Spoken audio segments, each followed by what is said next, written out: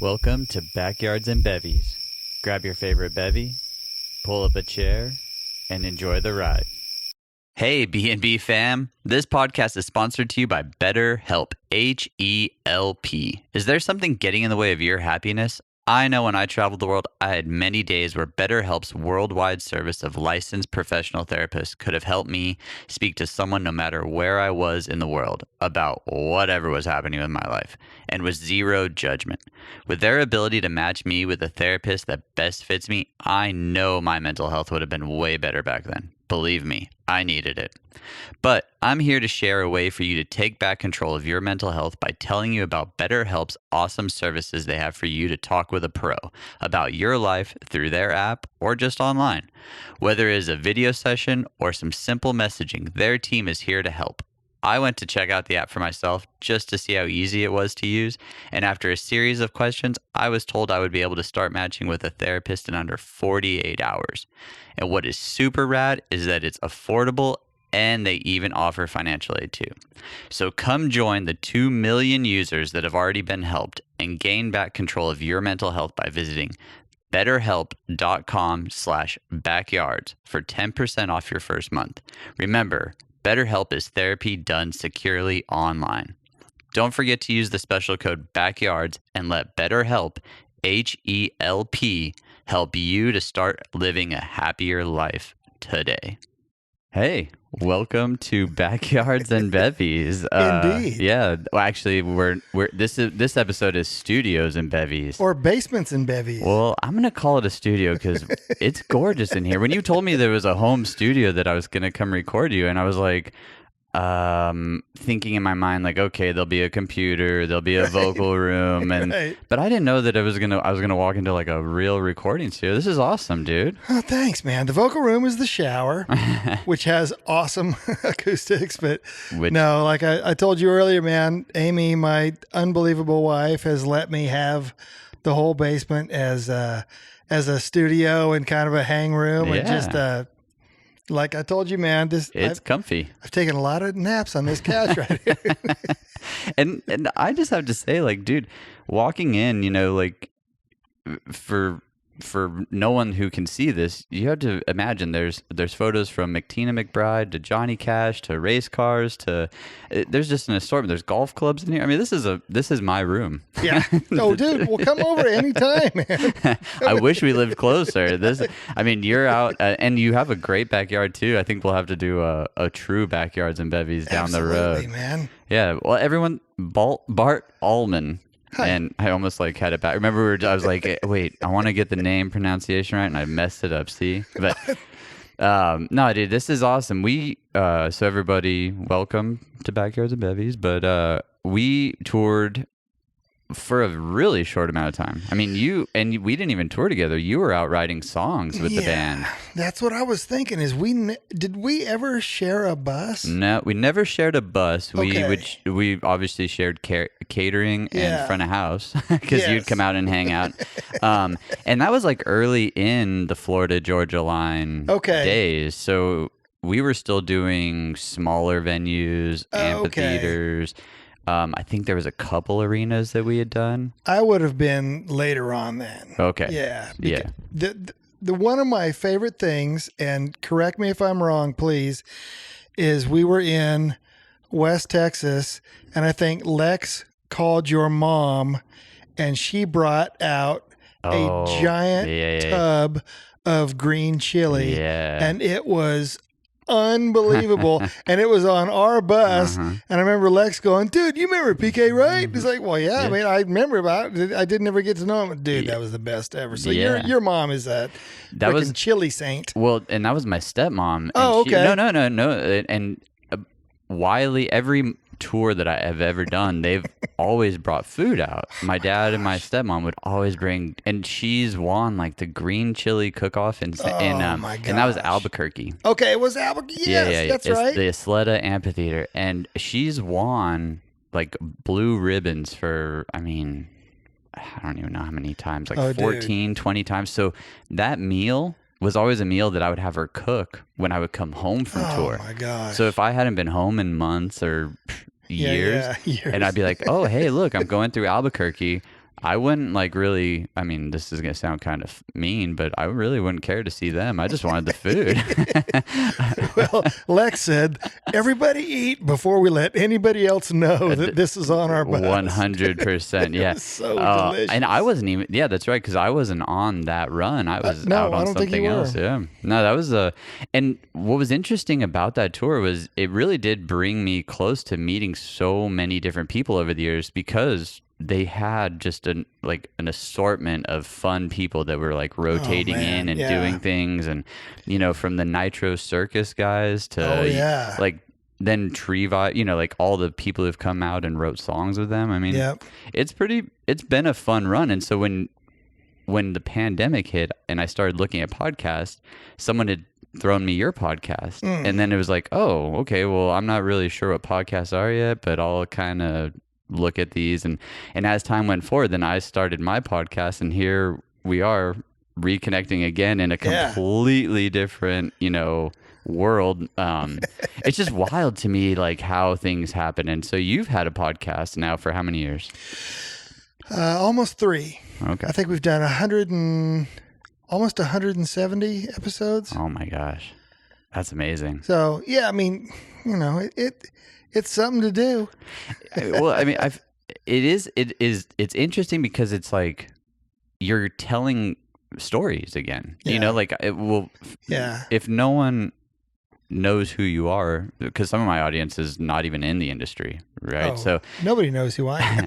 Well, don't. You do, and my wife does. And that's about it. And as nice as that is, I mean, you do have a wonderful resume behind you. You're not only a podcaster, you've written songs, you've been a part of albums, you've worked in the music industry. You were telling me earlier it was RCA now. Yeah, I worked at originally I worked for 16th Avenue Records, which was insane because I was trying to get Charlie Pride, Johnny Russell, Little David Wilkins, Vicky Bird, Canyon, which kind of morphed into Lone Star, and trying to get those records played. Then I went to RCA, and 2 of my first 3 weeks we had number ones at RCA, and I was working with Restless Heart in Alabama and Martina McBride and Robert Ellis Oral, and that was just unbelievable and the Judds being on the Judds farewell tour and everything. I mean, just all those kind of tours. I mean, you remember going from clubs to arenas to freaking, you've been in stadiums. I've never been in stadiums, but the difference is remarkable, and it's just, that's why I was saying, we were talking about Detroit. It's 16,000 people. It's like Auburn Hills. No one was there to see me. No, they were there for everyone else. And you look out there and you go, oh my gosh, this music is just making people's lives. I heard the other day a producer, and this is one of the most amazing things I've heard after 35 years in this business. He said, nobody cares how you feel. They all care how you make them feel. Oh, yeah. And you listen to those songs, and you listen to those Alabama songs and those Judd songs and those Pantera songs and those ZZ Top songs, those Aerosmith songs. And you go, those songs, I know how they make me feel. Yeah. Which is why I keep coming back to it. But after RCA, man, we started Monument Records, which was the little third wheel at CBS, which it was Columbia, Epic, and Monument. Yeah. And our first act was the Dixie Chicks. That's amazing. And we sold 35 million records with those cats. Man, I saw them. They were doing this. It was an Alan Jack. Was it Alan Jack? No, sorry. This was like George Strait. He used to have a festival back in the day. Strait Fest. Yeah. And Tim and Faith were opening. A small little act by the name of Kenny Chesney. I've heard of her. Dude, that guy's a monster truck. Oh my gosh. And the Dixie Chicks. And I just remember being like, I have no idea what's happening. I didn't end up seeing the rest of the show because it got a big storm blew through El Paso, Texas, and they canceled the rest of them. But seeing the Dixie Chicks back then, it was like, whoa. That was new. Man. I tell you what, when Vince Gill on the CMA Awards said, "Ladies and gentlemen, there's a new sheriff in town," Yeah. he was not kidding. How many? And you said how many years were you working for them? 5. Wow, that's Yeah. so cool. And right at the start too. So I mean, that I just, mean, I took them on their very, very, very first promo tour. I mean, little kind of a funny, tasteless story was I flew to Oklahoma City to meet our Dallas regional with the girls, and Natalie jumped out of the van and wasn't wearing a bra, and she's not overly endowed. I'm not trying to be rude. She's a beautiful girl. Yeah. But I go, "Natalie, you're not wearing a bra." And she jumps up and down. She goes, "Bart, I don't need to." It's like, oh, let's go. Get in the van. Let's go. Let's go. So years later, we're backstage and she's pregnant. And she goes, "Bart, look, I finally need a bra." And I go, "Great, here we go." Isn't it fun that like you meet the world sees them in one way, right? Yeah. And then we end up being close to these artists all day long because we're on tour. Gosh. And they're just people that are having fun too. And there's nothing like, whether it's farting or burping or sneeze, like they're just humans, and it's hysterical to have moments like that, though. I got a call from one of them who will remain nameless. She goes, "The toilet's clogged."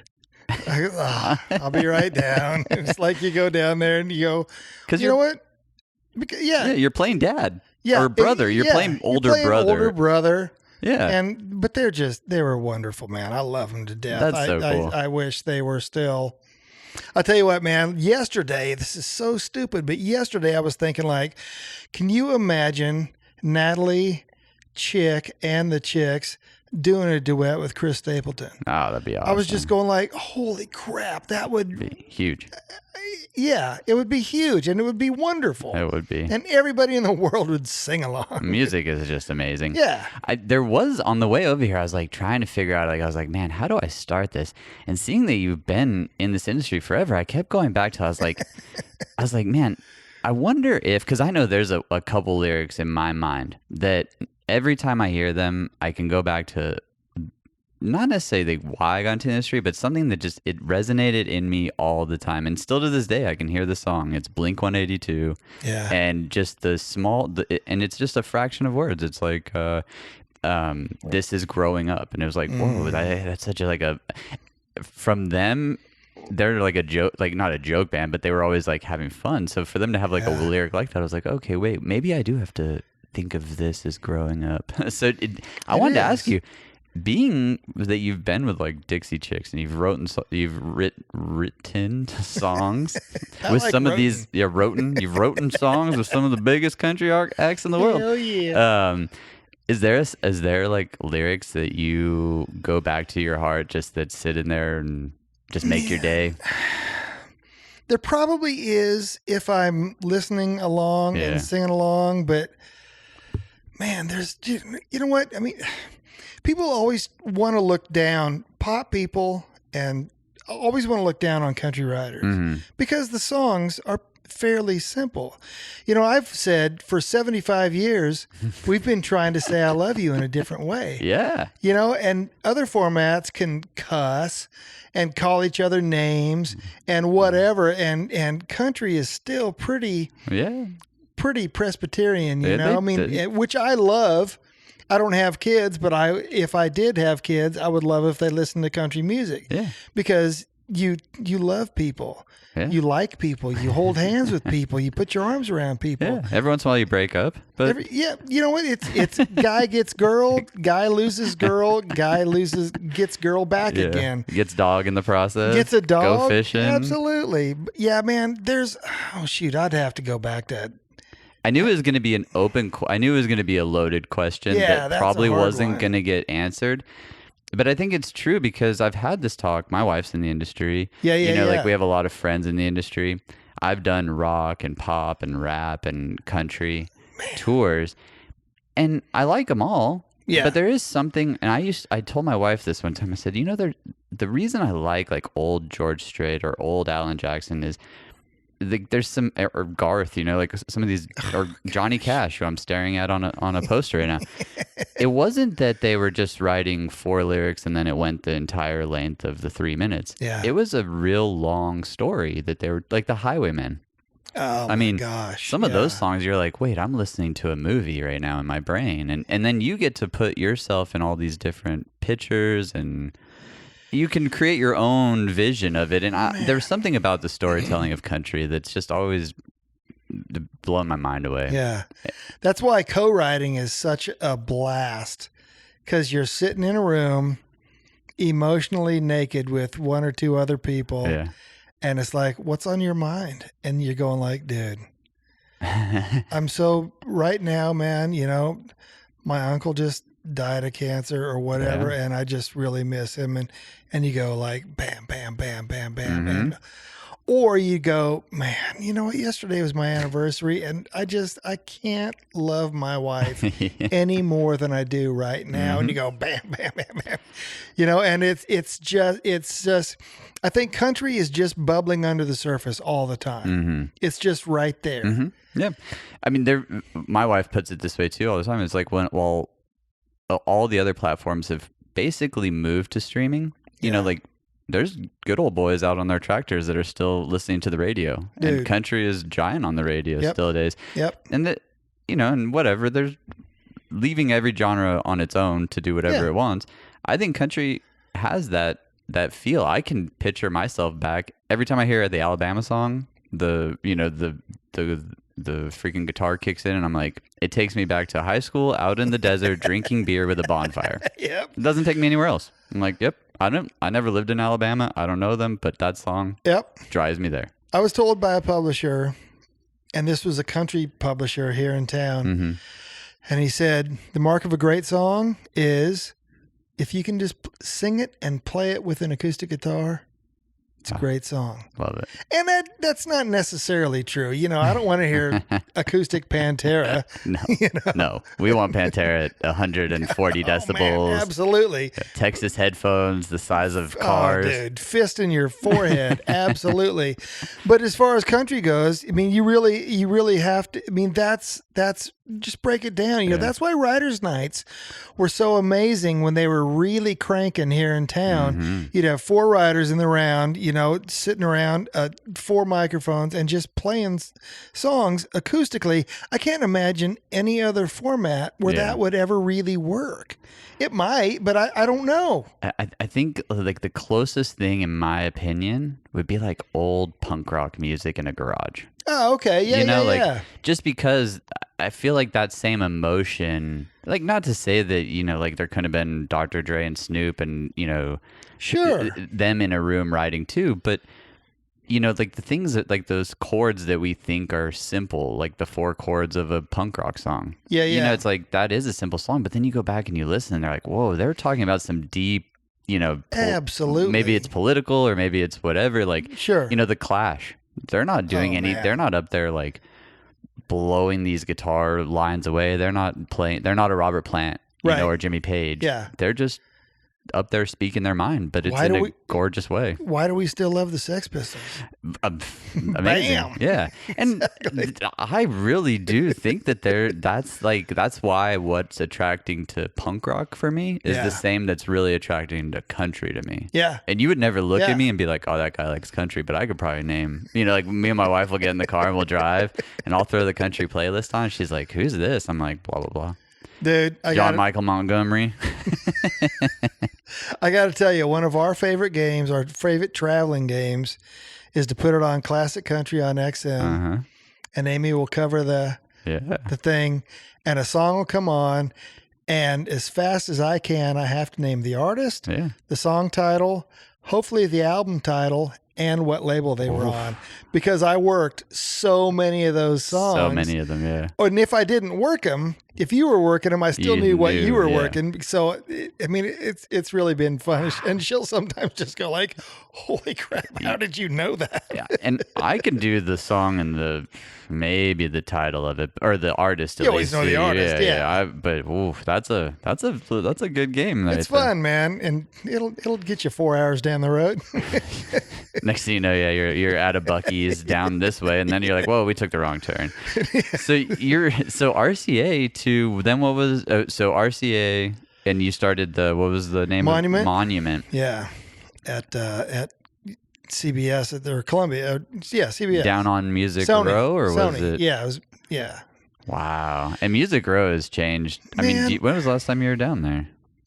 Do you even make it that way anymore? Now that you have this I wouldn't leave the studio, to be honest. We went. Yeah, no kidding. I think we were down there like 4 times last year, and my office is still there. Is it really? In the Sony building?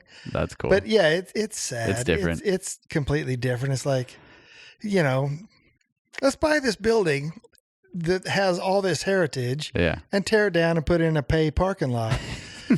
Whereas I remember going over to one of my first writing appointments. And actually, Amy worked there. Crap, I'm totally forgetting where it was. But I walked in, and they said, "Oh, you're writing with so and so. Okay, let's put you in this room." And I sat down on a couch, whatever. Yeah. And she goes, "Oh, you're sitting where Roger Miller used to sit. Oh. That was his favorite place." And there was just a tear coming down my face, And I don't know that that's still there anymore because I don't know that there's that reverence for songwriters. Mm-hmm. I don't know.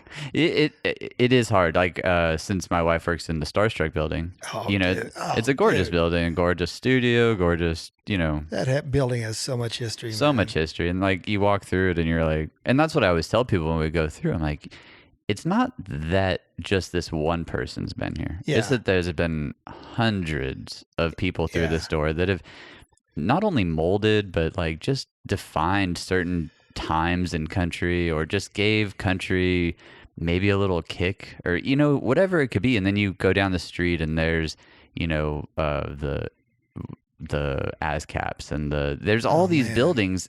But then the more like I drive down there, I'm like, where'd that building go, and where'd that building go? And it's like, I hope that they do keep some of that, because looking at your wall right now, there's a Stevie Ray Vaughan freaking CD next to me. It's one of his guitar picks, and that's just so cool to me that there's heritage that you have here, and hopefully they do keep that stuff, because I mean, like you said, you've been in this industry for a long time, and like the heritage is man, I don't know why it's going away so much, and I don't know what.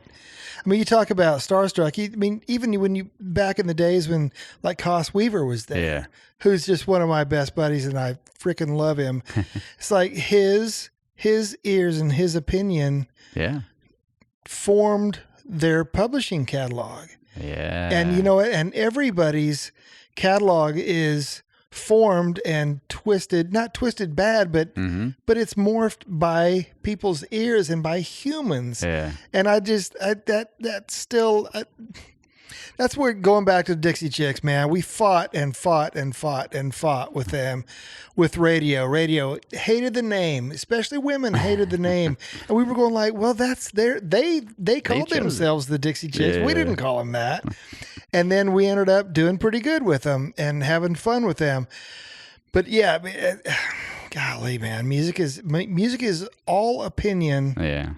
And so there's never any right and wrong to me. There's always popular and not popular. True. But who cares? Yeah. You're going to get in your car and you're going to listen to a record on your way home of somebody that sold 2,000 records. Who cares? Do you love it? Absolutely. So then it's good, right? Yeah. That's what Eddie Van Halen used to say, was when it comes to rock and roll, there's good and there's bad. But it's only what I think is good. 100%. And so, and I like that, though. I think that's like probably one of the coolest things when I was thinking about you being a songwriter and being in that room with people. If you're having fun doing it, that's really the kicker, gosh. because just because that song didn't make it to number one, it could be that special song that you're talking about that person gets to hold on for the rest of their life, and they can pass it down, and their kids and their grandkids. And that's what music to me, I think I love the most, is that it starts to become this epic long journey that it'll be there forever. That's why these podcasts that we do, my wife and I talk about all the time. It's like, how cool is this? Is that our grandkids or our grandkids, you know, like so many, like, what is it called? Generations down the road. Yeah.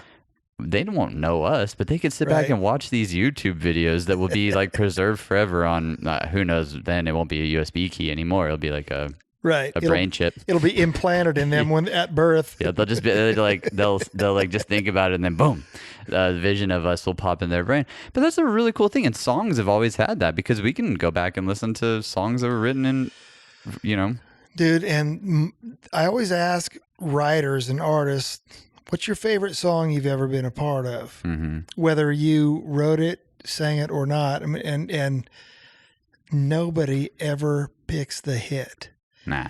There's always that song that you wrote that just clings to your brain and clings to your heart. I mean, it might be Amazing Grace, or it might be something that you and me wrote yesterday.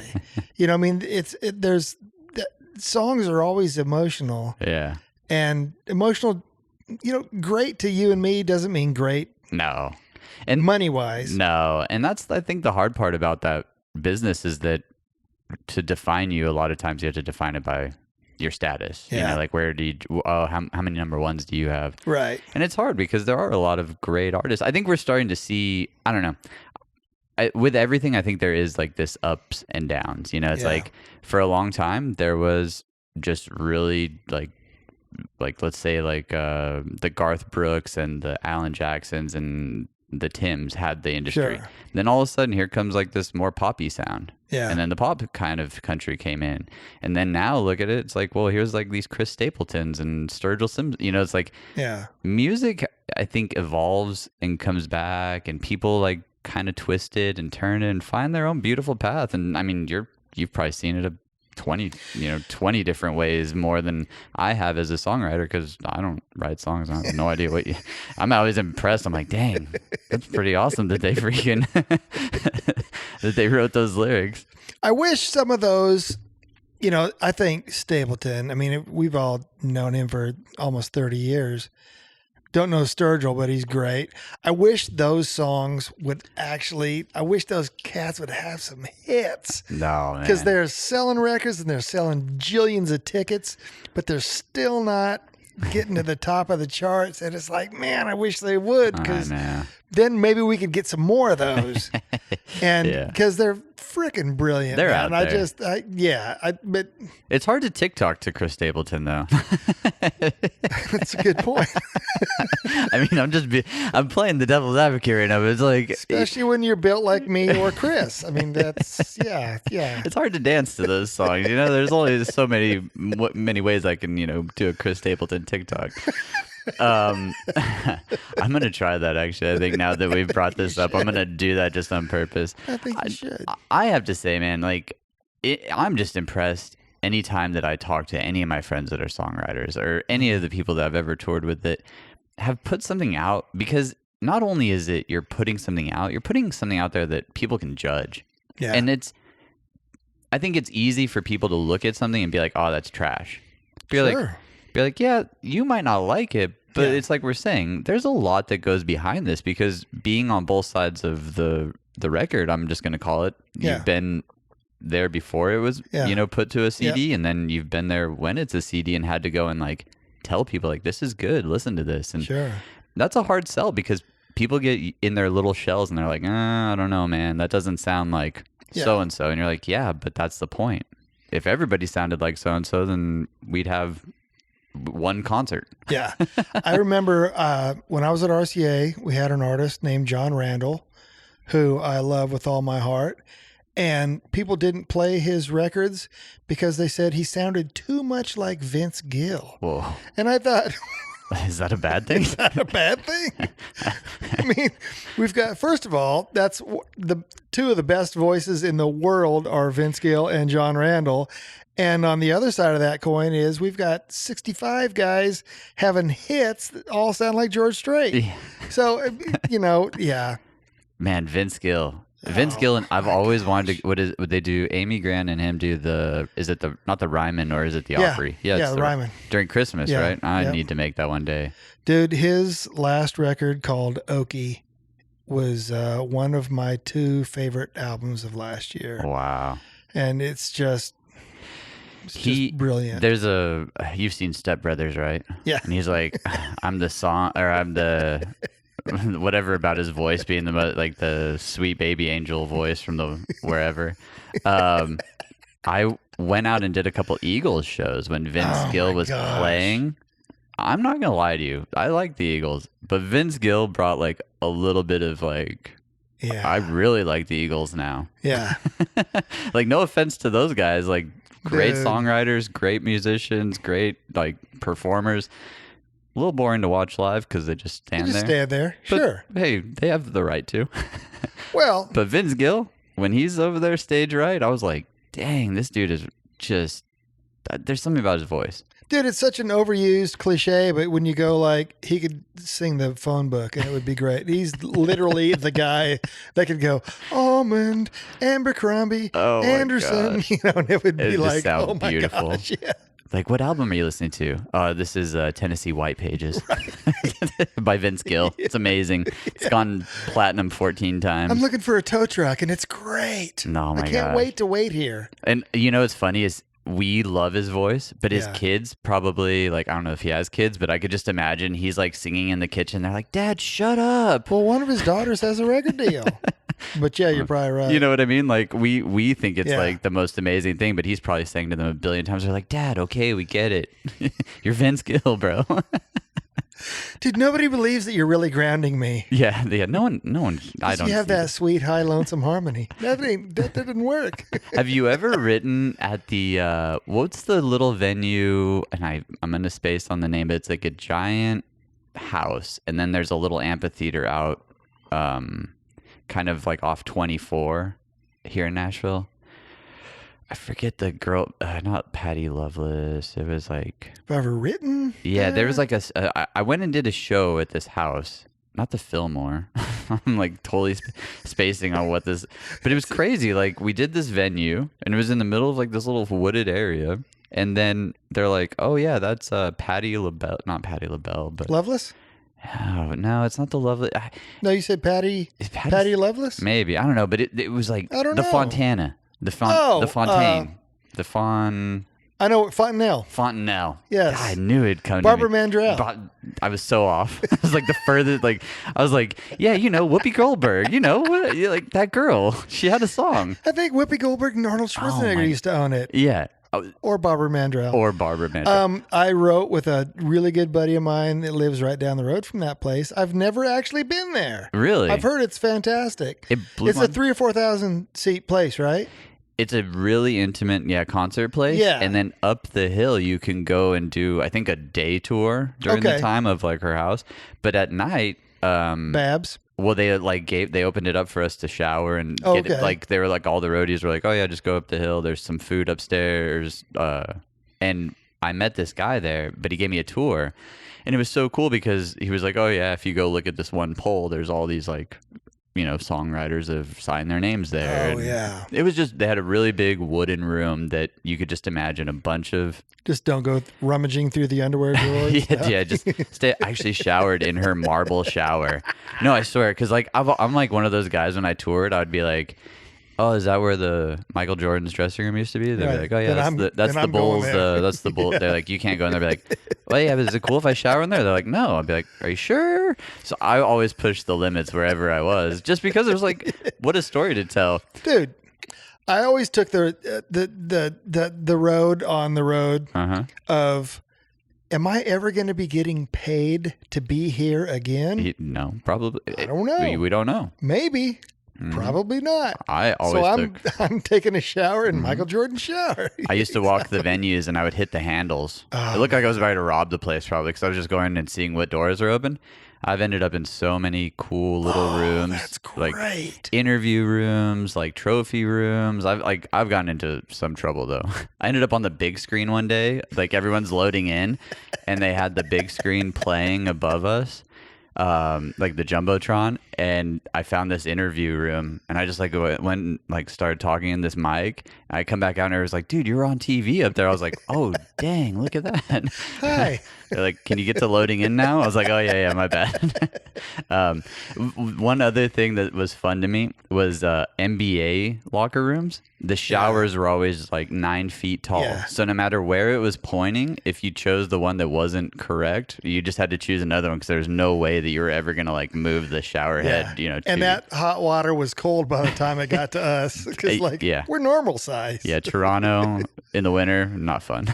Dude, I remember taking Martina McBride to Minneapolis to sing the anthem for the Minnesota Wolves. Oh, yeah. And, when you're watching it on TV, and I'm dumb, but I'm not stupid, everybody's the same height. So you really don't think about them being how tall they really are.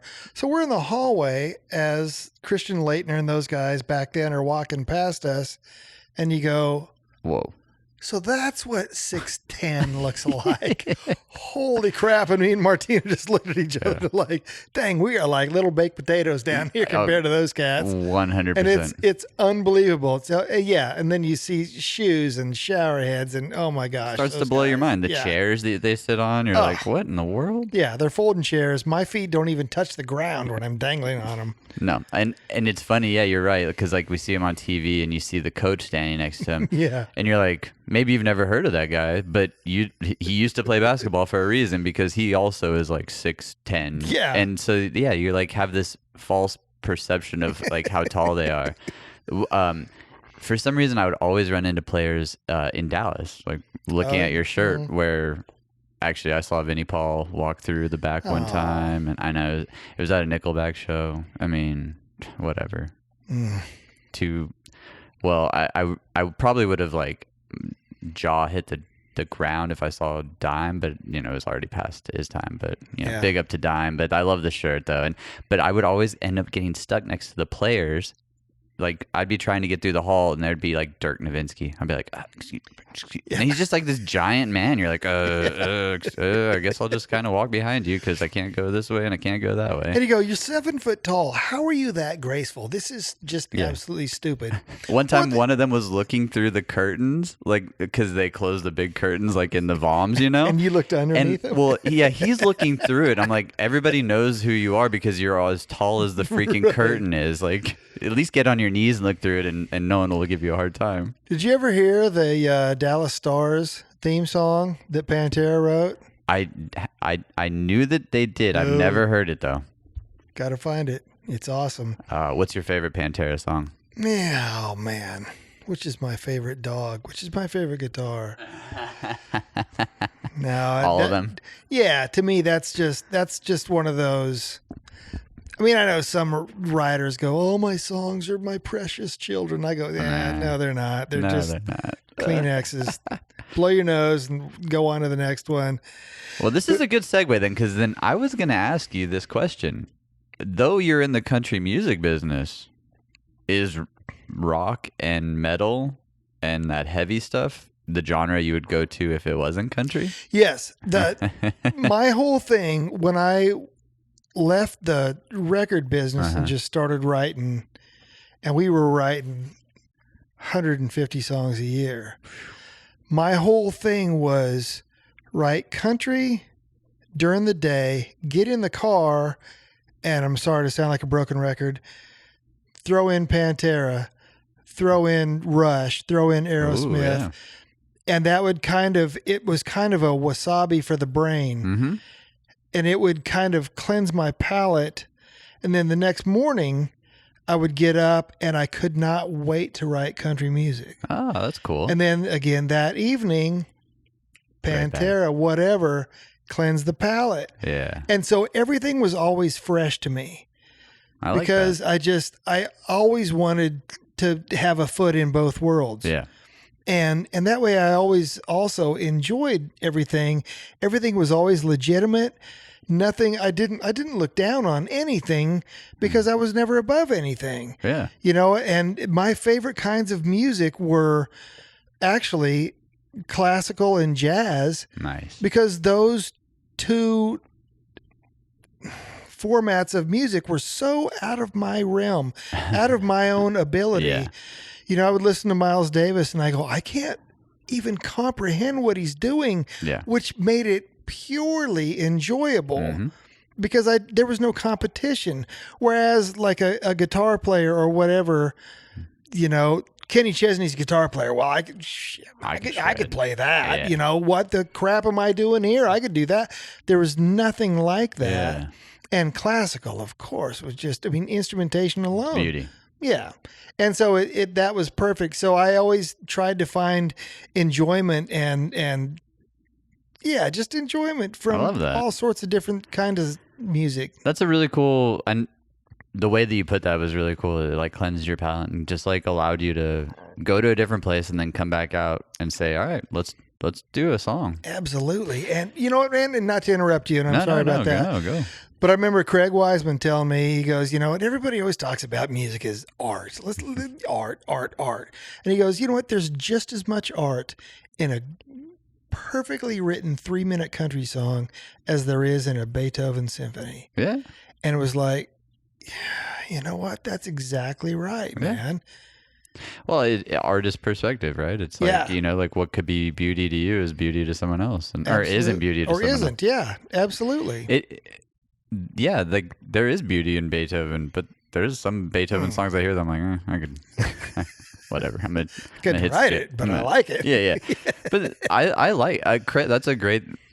Craig is a smart guy. I like Craig. He's not only smart, he's hysterical too. But my wife worked for him for 11 years. That's crazy. Yeah, so she's got some good stories. Oh, I can. And some bad stories. Maybe I'm gonna throw this out there. You came to a Vegas show maybe one time. Yeah. With Craig and everyone. It must have been like I can't remember when, but I have a feeling that that's one of the places that we hung out. Is it FGL? I'm going to say FGL because every time that I was in Vegas with FGL, Craig was there and we had way too much fun. Was it the ACMs? Might have been because we were there doing, I've been there. Was it the bike ramps? Yeah, that was one time. Okay. Yeah. And we all went out to eat and that was a FGL trip. They flew all the riders. Yeah. And then we went up to the top of the Mandalay and I don't remember the rest. You made it home. I have pictures. I was there for a while. I was the troublemaker for a while in that camp. So I'm just glad that they held on to me for so long and knowing like I didn't really piss too many people off. But dude, no, Craig was always a sweetheart to me. And is it KK? KK. Yeah, KK, his wife. She was always just the nicest person to me. Craig has the opinion that if I'm having fun, I want everyone around me to have fun. Yeah. And it's super generous and he's got enough money to do it.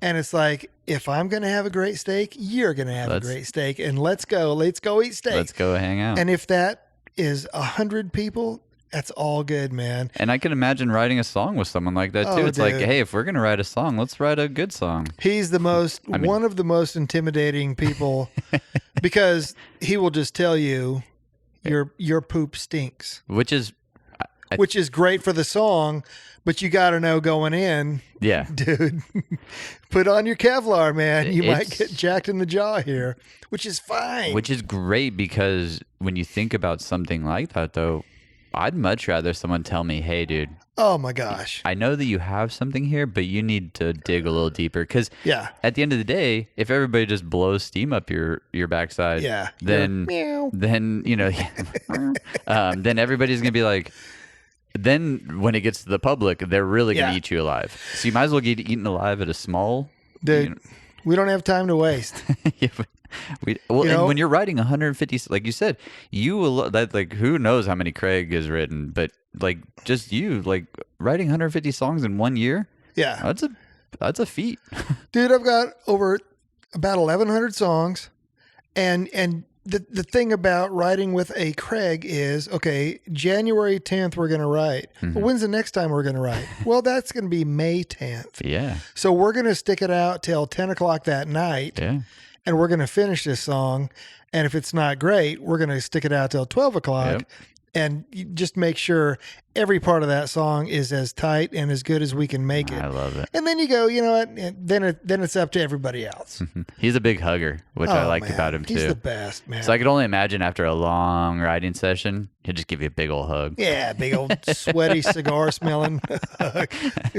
And we probably would have eaten a couple of bags of pork rinds. That I should be a songwriter. I love pork rinds and I love just hanging out. Do you like cigars?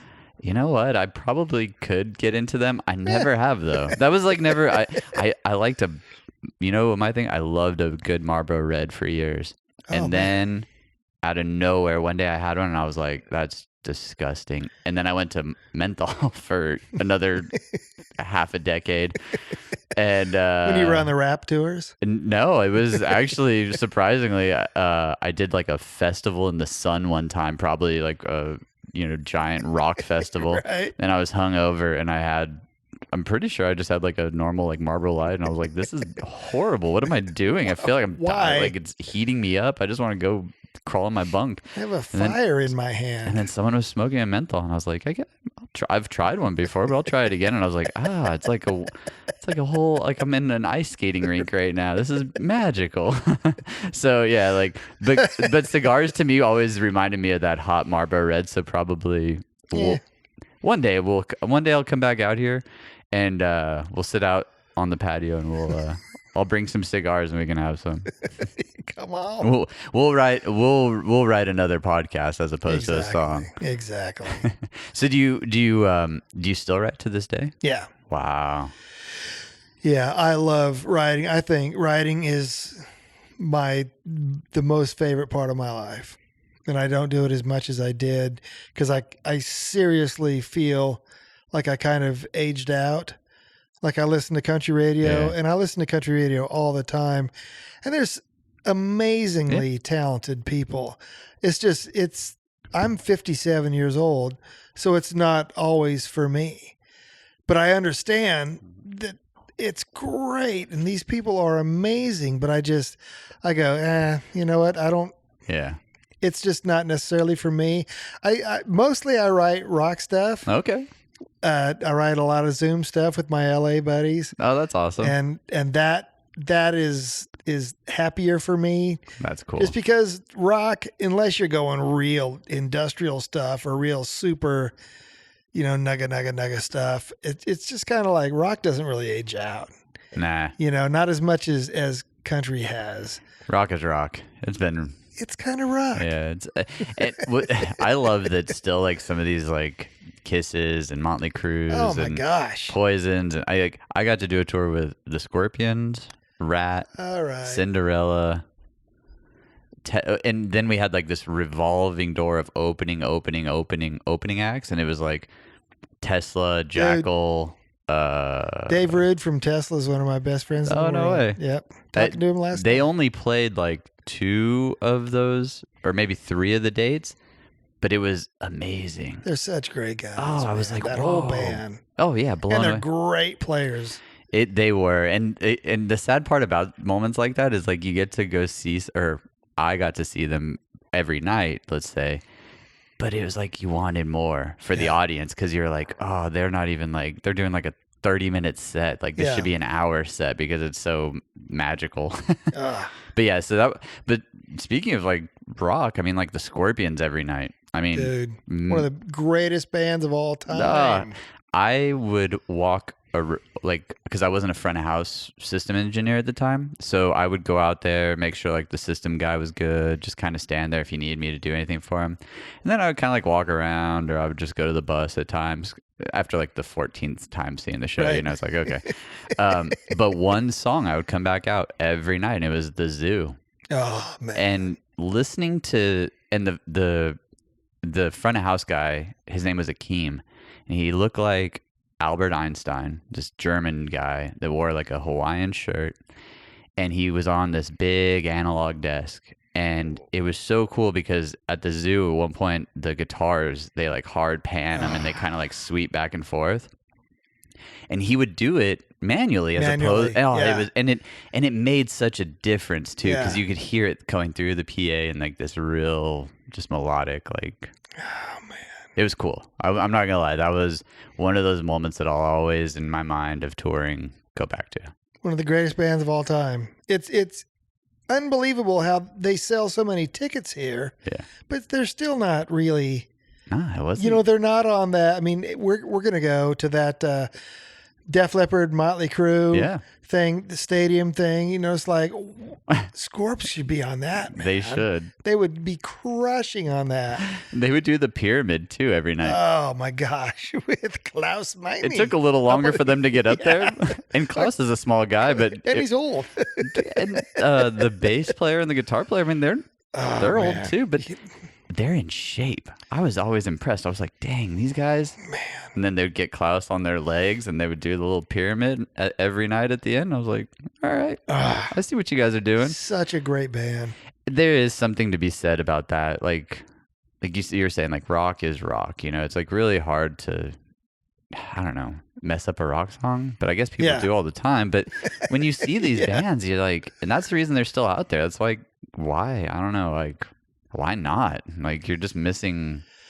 You're going to miss out if you don't go see them. You know, you look at those bands and you look at the Skynyrds and any of the other, I don't want to call them older bands. That's not being respectful, but you're right. Yeah. I mean, I took my dad to see ZZ Top. Oh, so good. And he goes, why do you think they're still out here? And I said, because it's fun. Yeah. And he goes, well, there you go. Yeah. They're just nothing more to it. They're just having a blast. Why not? Billy does. They've probably, that one song alone, probably they could have mailbox money the rest of their life. Dude, you know what? Those guys, they're just enjoying it. Even though Dusty's gone now, it's like, why would you go home? Nah. That's got to be the biggest question in the world. Yeah. My buddy know? Pooch actually was just mixing them, but he also gets to mix Iron Maiden. I mean, like, what a cool gig. He's like, you're getting called, like, Pooch is one of the greatest, in the world. But when I think of like that, it's like, dang, dude, you're mixing rock, like rock. I think Maiden's the best band of all time. Did you see them when they came to? Oh, yeah. He was there mixing. We got to see him for a hot minute, and I'd never seen Iron Maiden before. Oh my gosh! When we get done, I actually used their shirt because like it shrunk a little. I thought I got a small, and I should have probably gotten a large, knowing that those tour shirts shrink. But I use it now as like when I do the outdoor gigs, I put it over my laptop and stuff, so it doesn't, But it's it's just a cool rock shirt. Dude, I don't have any idea how many Maiden shirts I have. But yeah, that's absolutely my favorite band of all time. I just think it's just unbelievable. And this last record, there's 3 songs on there over 10 minutes long. It's like, are you kidding me? You just keep doing this thing. You just keep going. And what's awesome about a 10-minute song is you're literally telling everyone, like, I don't care. I wanted to put that on there. Man, that's that kind of writing versus like country writing is we don't care. We don't. We're not looking for radio play. Nope. We're not looking for hit singles. Nope. We're going to keep the fans that have bought 150 million records, and they're going to buy this one too. Because, Tool. They're another band that they're never going to conform to any kind of standard because they don't want to. And they're going to, there's that old Metallica documentary with Jason Newsted, and people were saying like, you guys sold out, and he goes, absolutely. We sell out every night in every venue we play. And it was like, I remember that. Yeah, that was dude. But that's like Tool. Every night there's not one ticket for sale for walk up or anything else, man. No. Bam. People, that's that amazing thing that music does to people. It doesn't matter, rap, whatever you like. you're going to find that song, and it's going to either be the beat that gets you or it's going to be the lyrics, you know? And then so being a songwriter, there's just that magic that has to happen in a room. And whether it goes to number one or whether it just stays for the fans, they are going to love it. Or whether nobody ever hears it but you and me. Yeah. I'm totally serious. When you talk about 20 minutes ago, you were talking about having a great day. Yeah. I got to that point after having just the couple of hits that I had where I just said, from now on, I just want to have a great day. Yeah. And if I know you're a great writer, but you're a bad person, I'm just not going to write with you. Yeah. I'm going to go over here and I'm going to write with this guy who's probably not as good as you are, but we're going to have a great day and we're going to have a great lunch and we're going to talk about our awesome wives. And that's just, and I just think happy people write better songs, just like happy employees are better employees. 100%. And so I just always wanted to make sure that I have a good day every day. There's something about that. And I recently just heard someone say that in a really cool way as well. It's like, well, if you don't like something, just don't associate with it, because if you do, then you actually boost it a little. Yeah, that's a good point. Yeah. Like, so if you don't like something, like if you don't like, let's just say you don't like country music, you don't have to listen to country music. Right. But there's a lot of people that do. And why expel any energy into something you don't like? Yeah. Because at the end of the day, we're all different. And that's the beauty behind, like you said, writing with some of these different people is, you know, going in, you're like, ooh, that one's probably going to be like this, because they always tend to do. And there's enough to go around. There's plenty to go around. There's all the love. There's love. There's so much love. All I can say is this: walking, like, I haven't seen you in, and this is a good example of what love does. Walking out of the car, here you come wearing a Pantera shirt and Dallas Cowboy colors, and I'm like, I get out of the car, I'm like, love your shirt. Haven't seen you in, I don't know, 7 years. What do? We hugged. Yep. That right there, I knew right away we were going to have a good show. Whether we talk about everything that I sent you on the list or not, doesn't matter. We're going to have fun sitting here talking about what we do. And I think that truly does start to, like, get into people, and why things are good is because, if you go into that mindset of like, I'm going to write a good song today because I'm happy, doesn't matter if it actually goes to number one, because it's a good song to you. It's a good song to that guy. I want to concentrate on the things that we have in common instead of our differences, because I think that's going to make every part of my day better. Hell yeah. You know, I mean, cool. it's going to make our songs better. It's going to make our relationships better. It's going to make our groceries better, our supper better. You know what I mean? No. And you get to do that in multiple ways now, especially with your podcast show, is that you get to hear all these other people's stories and you get to tell the world about them. You know, it's like, that's a really cool thing. Yeah. Because a lot of people that do really cool stuff and they're maybe behind the scenes their whole life. I think also the thing about podcasts and stuff like ours is people find out they have stuff in common with people that they didn't know they had stuff in common with. Yeah. And it's like, well, that's kind of cool. You know, I mean, I don't think that me and Christopher Pratt are that much alike. And then I listen to a podcast and I go, well, crap, dude, we wear the same sort of boxer shorts. That's awesome, or whatever. It's like, well, that's cool. Yeah, I didn't know that. I didn't That know is that is a good point. And I'm new to podcasting, and all I can say is I love it because I get to sit in really cool places with really cool people. Yeah. And I just get to engage with them. And even if I've known them for years, it's like, let's not talk about the thing that we always talk about. Let's talk about like something completely different. Then boom, all of a sudden we've been talking for an hour.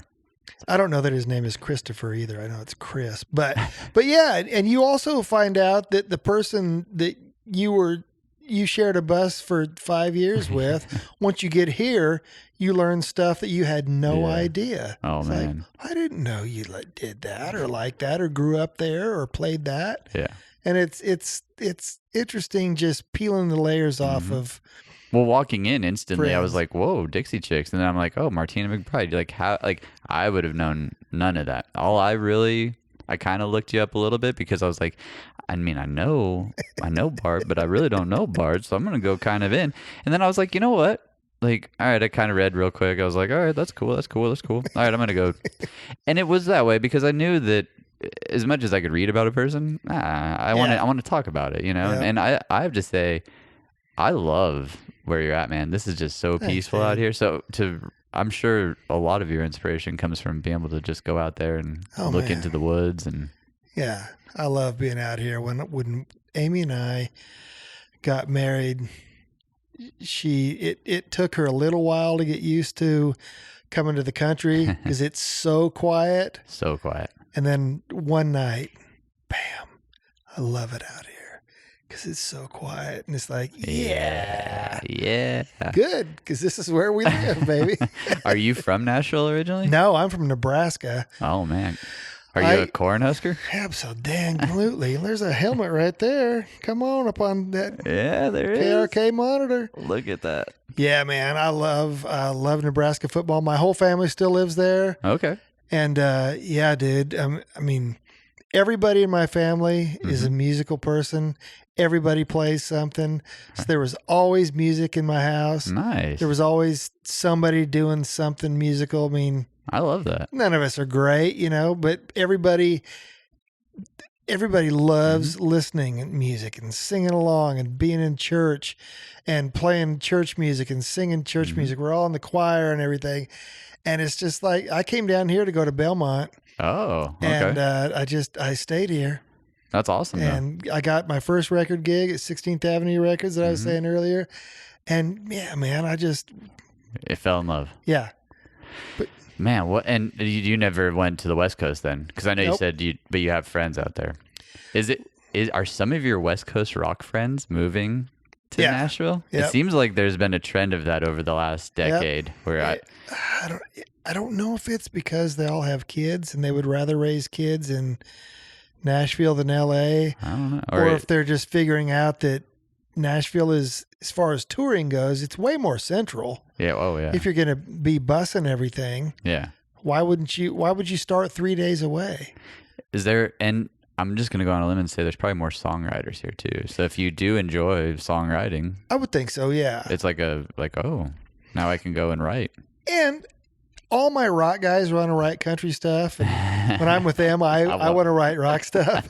But I mean, more of those guys are coming here, and more of the country artists are open to more of the rock Yeah, writers. They probably bring a little bit of flavor. Yeah. And a lot of musicians too, like Tommy Clafudos just got here. I'm sure I'm pronouncing his name wrong, but he's Ozzy's drummer and stuff. And, you know, he's a freaking great drummer. Yeah. But a lot of those rock guys, you know, I mean, Scott Borchetta just signed John 5. Oh, wow. So he's been in and out of here a lot more. Dude, John 5. Dude, he's unbelievable. And I told you, I'm not like a big, I don't really know guitars. I really don't know, I'm the audio guy shouldn't be an audio guy. I should just be the friend that brings drinks to people on tour. That's really what I should have done.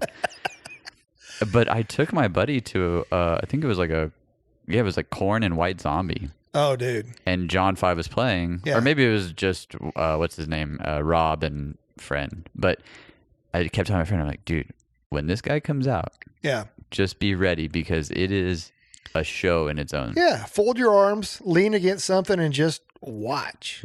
Amazing. Dude, we went and saw him, Rob Zombie and Alice Cooper. Uh-huh. And that was just one of the best shows of all time. It's So like, cool. oh, it was so much fun, you know? And it's like, everybody knows it's pantomime. It's vaudeville, but it's so much fun. And the songs are great and the playing is great. It's like, oh, just shut up. Get out of the way, man. Just And he plays a Telecaster too. Yeah. John 5, which is not your typical rock instrument, right? Well, he's got double coils pickups in it, double coil pickups. okay, but okay. but he says he has, you know, a telly from every year they've ever been made. And he's like a picker, right? Yeah. He's like a real picker. Yeah. That's what I think really led me to liking him, is that someone was like, oh yeah, he's a rock god in a way. Yeah. But check this out. And I was like, what? Yeah. That sounds like I'm listening to like an old Hank Williams, jam or something. Dude, he's written with a bunch of my friends, and I would love to write with him, or at least be in the room, because I would love to watch him right to see, is it all guitar histrionics, or do you like settle down? Do you strum? Yeah. What do you do? How does this work with you? Because he's unbelievable guitar player. That's awesome. And I'm sure you probably went to this show, but it was the Motley Crue Alice Cooper tour at Bridgestone. Yes. Remember Tommy got stuck in the in his little roller coaster ride. He got stuck here. We also went to the last show in LA and he got stuck upside down. Yeah. Yeah. That was what was awesome about that tour, and I've said it before, was watching Alice Cooper every night was... Oh, man. Motley Crue is good. Alice Cooper is a show. And you know what he doesn't do? He doesn't talk to the audience. Yeah. Because it's a show. He's putting on this performance, and he goes into this character, and it is a character. I mean, and awesome. Rob Zombie would come out all the time and stand side stage. Because all those guys, they feed off each other, I feel like. It's like good vibes, just put out good vibes, and then they just keep putting out these hits. But he ended up buying us, I shouldn't say he took me to a movie. We ended up at the Mall of America on a day off. And to see Alice outside of, like his world, he's not wearing makeup like to the movies and stuff like that. And there they are buying popcorn, and they're like, "Oh, guys, well, why don't you just join us for the movie?" And so there I am sitting with like Alice Cooper, his wife, the bass player. I'm like, this is kind of freaking cool. It was Dumb and Dumber. So it was like made it even better. It was like, okay, well, I guess this is like a really cool story. No, Alice says he golfs every morning and goes to a mall in the afternoon. It's wild, right? He's been sober forever. He loves Jesus. Yeah. And it's awesome. And you would never see that in his show. He's just so good, man. Such a good guy. Well, I think we can start to slowly wrap this up. I don't think we're done yet, but I'd like to say, like, dude, what a cool life that we both have been able to enjoy in two different sides that have come to collide in a way. Like, yeah, absolutely. Being able to watch FGL grow, I know that you had a part to that. I don't, like it might have been a small part compared to some of others, but those songs, whether you like FGL or not, those are, bangers. Hey, I like one of them because I wrote it. but a lot of people hate on them, like Nickelback, and they're like, oh, well, they can just put out hit after hit, and they're like, yeah, because they have fun when they write. Dude, people that trash Nickelback are idiots because it's like, we went and saw him one time when Joey Moy came into the Craig fold, and we went and saw him, and it's like, okay, so let's see. There's growly vocals, awesome riffs, killer songs, fantastic production. Yeah, what? We hate him? Yeah. What? You know what? Shut up. Did you go see him on the tour where they had the lift up, the stage lifted up out of the stage? I don't remember. Oh, okay. And they had like these two escalator type things that took him out on these wings. I don't think so. I got to shoot a cannon for them, and a t-shirt cannon. But dude, just, picking on those guys, like, you're stupid. No, shut up. I know. They're a fantastic band, great songs, some of the greatest guitar tones of all time. Well, and Chad's awesome, man. He's a great singer. He's a great guy, and the songs are fantastic. I always love them, and the same way with like FGL, they'll always have like a special place to me because they were a band to me that was. Their songs hit harder live. Yeah. I don't know if that was the same with you. Yeah. But there's something about them that they just knew how to put the inflection or the snare hit different. The great songs, but their lyrics, though, like you said at the beginning of this, could seem simple to some people. Yeah. Were really big lyrics. Dude. So I think it's awesome that you've had a chance to write with not only them, but I was looking at the list and I was like, whoa, this is pretty cool. Yeah. And Tyler especially, not to take anything away from BK, but Tyler is such a good performer that when you hear those lyrics, you believe those lyrics. 100%. And that band, they've always had a great band. I don't know who's going to be out with them when they're doing festivals this year because they fired the whole band. Yeah. But I'm sure they'll get young smoking guns that are going to come out and crush. It's going to be a great show. Yeah. But yeah, I don't. Yeah, man. People go like people want to poop on bro country. It's like, dude, you know what? You know what's great about bro country is it's us. Yeah. Who doesn't like sitting on a tailgate, drinking a beer, looking at pretty girls? Yeah. Nobody doesn't like and that. high-fiving. And high-fiving. Yes. And those guys and like Luke and Aldine and those cats, they're the biggest bro country guys in the world. Great and shows. they're fantastic at it. And great shows, great production. The sound's great. Everything's great. Yeah, I've always enjoyed it. I love that that's a memory that I get to share with you. Oh, man. Because absolutely, it was such a big part to my career. And now, as we've been talking, I'm picturing some of the moments that we got to share. And it's cool because that's what music does. It shares moments with people, whether, there's artists that I'm not even like Chris Stapleton, but I can picture when that first album came out, I remember how happy people were. Oh man. And I remember everybody was playing it in all their cars and all the buses I got on. And I can picture how great that made people feel. Even though it didn't make me feel that way. I was like, this is cool. I've never heard of this guy. And they're like, you've never heard of Chris Stapleton? Then shortly after that, I ended up doing a show with him on this beach in Philly. And I'm like, well, if I don't know him now, I'm going to know him now. Yeah. No, I've never heard of Chris Stapleton. I've been out with Queen. Yeah. Sorry. Yeah. My bad. Sorry. I was just touring the world with Alicia Keys. Who's sorry. this Chris Stapleton feller? He's not that big in Tokyo. And that's the idea. Oh my gosh. We talked about this a little right before we got on. I have been that guy just because I've been so arrogant about some of the cool artists I've worked for. But there are so many young artists and so many old artists too. And I say old that have just been around and done it for so long that are great. And I think that people like you that love this stuff, you'll continue to push those people, Oh, man. Even if you don't write as much, I can still see you going to a write and giving it the 100% because you love it. I'm never not going to be a fan. Yeah, well, that makes sense. We're always going to, even all the contacts we have, we're still going to be buying tickets for something. 100%. We're still going to be buying music. Mm-hmm. We're never not going to be fans. That's a good point. And it's like, that's pretty cool. I love it. Well, I think that let's end on that. That's a good note. All right. I like that. We'll always be fans. And if you're not, then there's something, we got to rethink it. But I like the way that's a good end to this. But I think we should do this again because there's still so much to what you do and what you've done in this industry. I think it'd be cool to have you back on in the future and cool. let people hear more, maybe the writing process. Okay. Because I think there's something to be said about each person has their own way of getting to something. Yeah.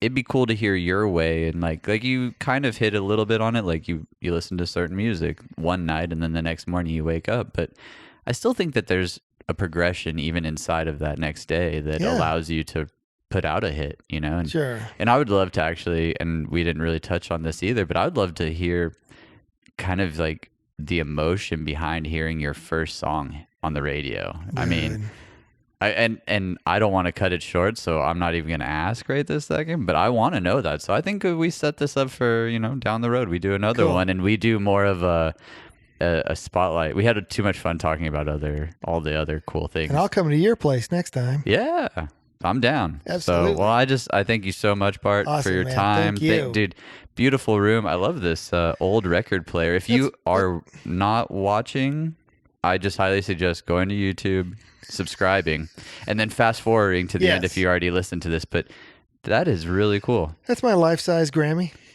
That is a life-size Grammy. That is 100% a life-size Grammy. Graffanola. That's pretty. She still work? I don't know. That was my grandparents. Wow. I don't know. It has well, we're not going to find out. But I'm going to say that that's a cool piece to have in a room Thanks, now. dude. All right, Backyards and Bevvies fans, we thank you so much for your time. Cheers. Thank you for listening to us ramble on about amazing music. And man, next time, let's my house. We'll talk about some more songwriting. Absolutely. All right, everyone. Cheers. I'm going to give my buddy Bart here a little cheers and bottoms up. Oh. Cheers, friend. Cheers.